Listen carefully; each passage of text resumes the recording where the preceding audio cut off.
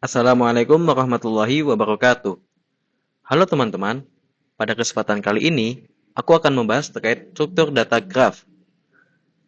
Sebelum itu, kita akan membahas terkait definisinya terlebih dahulu. Singkatnya, graf merupakan struktur data yang terdiri atas kumpulan node dan edge yang menghubungkan dua node. Nah, dapat dilihat pada gambar di bawah, di mana node diwakilkan oleh gambar titik atau lingkaran, sementara edge digambarkan dengan garis. Selanjutnya, kita akan membahas terkait jenis-jenis graf. Graf sendiri terbagi atas 5 jenis. Di antaranya pertama adalah null graph. Null graph merupakan graf yang tidak memiliki garis. Contohnya pada gambar di bawah ini, di mana terdapat 3 node A, B, C, namun tidak ada edge yang menghubungkan antara ketiganya. Yang kedua adalah trivial graph.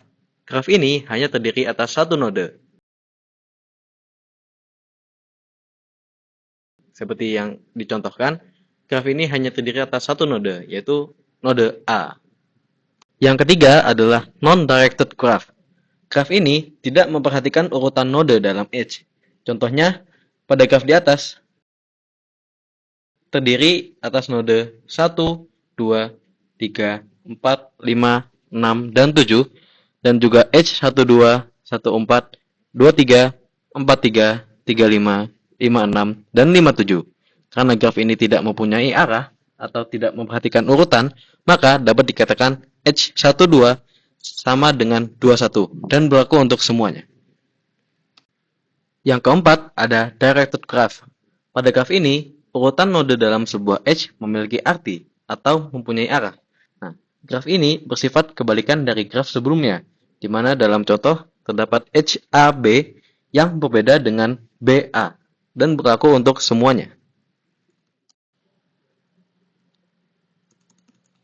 Yang terakhir, ada weighted graph, di mana setiap edge mempunyai nilai numeriknya sendiri yang dikenal sebagai berat. Nah, nilai-nilai ini dapat menyatakan berbagai hal seperti jarak, biaya, waktu, atau parameter lain yang relevan dengan hubungan antara node yang terhubung dalam satu edge. Selanjutnya adalah kelebihan graf. 1. Struktur data graf yang kompleks dapat mewakilkan berbagai jenis hubungan yang tidak bisa dilakukan struktur data lainnya. 2. Fleksibel, bisa digunakan untuk banyak jenis permasalahan tergantung jenis graf yang digunakan. 3. Mudah diterapkan di dunia nyata. Dan yang terakhir, dapat digunakan untuk mewakili struktur data kompleks dengan cara yang sederhana dan intuitif sehingga lebih mudah dipahami dan dianalisis. Oke, selanjutnya adalah kekurangan graf. Yang pertama, kompleks dan sulit dipahami, terutama bagi orang yang tidak familiar dengan teori graf atau algoritma terkait. Yang kedua, membutuhkan waktu komputasi yang besar, terutama untuk graf yang sangat besar dan kompleks. Yang ketiga, algoritma sulit dirancang dan rentan bug, sehingga implementasi dari graf sendiri bisa rumit. Dan yang terakhir, sulit divisualisasikan dan dianalisis, khususnya untuk graf berukuran besar, sehingga sulit untuk menarik insight atau untuk menarik kesimpulan dari data yang ada.